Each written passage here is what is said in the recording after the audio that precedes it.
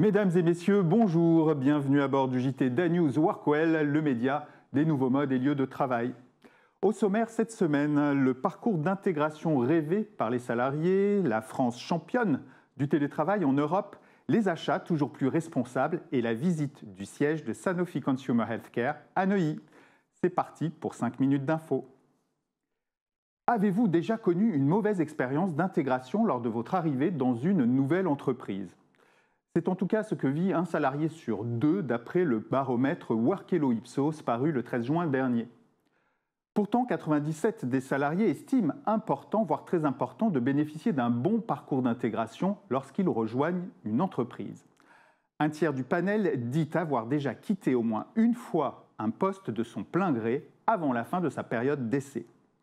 Parmi eux, 25% sont partis car ils ont été livrés à eux-mêmes à leur arrivée. La première journée est donc essentielle et doit obligatoirement comporter une rencontre avec les nouveaux collègues, une visite des locaux et un entretien avec le ou la responsable d'équipe. Outre la visite des locaux, d'autres éléments sont attendus, tels que prendre possession du nouveau matériel, se connecter aux outils digitaux ou encore disposer d'un lieu pour prendre un verre ou un repas avec ses nouveaux collègues. Les salariés plébiscitent également l'accompagnement digital dans la phase d'intégration pour accéder à des informations avant leur arrivée, réaliser des démarches administratives ou encore disposer de ressources vidéo ou même des quiz pour ponctuer leur parcours. Savez-vous quels sont les pays européens les plus favorables au télétravail ou au flex office ? L'agence de conseil immobilier et d'aménagement Parella a mené l'enquête auprès de salariés de 6 pays européens, France, Royaume-Uni, Allemagne, Italie, Espagne et Pays-Bas. Première surprise, c'est la France, les Pays-Bas et l'Allemagne qui affichent les taux d'adoption du télétravail les plus élevés, autour de 70% des entreprises. L'Italie et le Royaume-Uni se situant en retrait, légèrement en dessus des 60%. Ces chiffres s'expliqueraient par des politiques gouvernementales favorables au télétravail et une culture de travail qui valorise l'équilibre vie privée-vie professionnelle. Le rythme de télétravail le plus fréquemment adopté par chacun des pays s'établit à 2 jours par semaine. L'étude laisse par contre apparaître des évolutions divergentes entre les pays qui vont vers plus de télétravail, tels que les Pays-Bas, ceux qui ont maintenu leur modalité d'organisation du télétravail après la pandémie, comme la France ou l'Allemagne, et d'autres qui ont tendance à le réduire, tels l'Espagne, l'Italie ou le Royaume-Uni. Changement complet de décor lorsqu'il s'agit de parler flex office. Certains pays l'ont déjà largement adopté, tel le Royaume-Uni avec 40% des entreprises ou les Pays-Bas 39%. D'autres sont plus réservés comme l'Espagne 29% ou la France 24%. Voire, ils sont très peu favorables, seulement 21% en Italie et 17% des entreprises seulement en Allemagne. Le flex office peine donc à séduire la majorité des entreprises n'envisageant pas de le mettre en place prochainement. L'étude confirme par ailleurs un fait déjà bien établi. La semaine de 4 jours est un mode d'organisation du travail plébiscité. 73% des salariés français y sont favorables, un chiffre particulièrement élevé par rapport à l'Allemagne, 63%, ou au Royaume-Uni, 64%. L'étude s'intéresse également à l'attractivité et à la fidélisation des collaborateurs à travers les attentes exprimées par les salariés français concernant leurs conditions de travail. Si la localisation de l'entreprise reste importante, la qualité de vie au travail est devenue primordiale.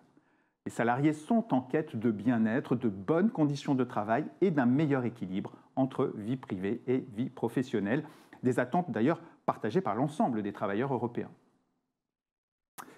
Si le télétravail et le flex-office font toujours l'actualité, la RSE n'est jamais loin.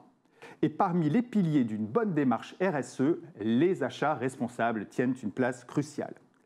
C'est pourquoi les baromètres publiés par l'Obsar, l'Observatoire des achats responsables, sont toujours très scrutés. L'organisme vient de publier son 15e baromètre réalisé auprès d'un échantillon de 403 responsables achats. On y apprend que si 93% des entreprises répondantes disent avoir initié une démarche d'achat responsable, elles sont 29% à ne l'avoir engagée que depuis moins de 2 ans, notamment parmi les entreprises de 50 à moins de 500 salariés. La réduction de l'impact environnemental est évidemment l'objectif numéro 1, mais l'impact social, les attentes des clients ou les relations avec les fournisseurs sont également dans le viseur de la démarche. Désormais, plus de 3/4 des entreprises ont intégré leurs engagements RSE dans leur stratégie de recherche de nouveaux fournisseurs. La formation des acheteurs reste par contre un point faible. Moins d'une organisation sur deux forme ses acheteurs régulièrement et encore via des actions de sensibilisation. Par ailleurs, si 72% des organisations ont signé la charte achat responsable, elles ne sont que 62% à avoir rédigé leur politique en la matière et seulement 41% à avoir des engagements publics et chiffrés, un chiffre en hausse tout de même de 7 points en un an, preuve de la maturité grandissante sur le sujet. Pour finir, je vous emmène à la découverte des locaux de Sanofi Consumer Healthcare, filiale du groupe pharmaceutique.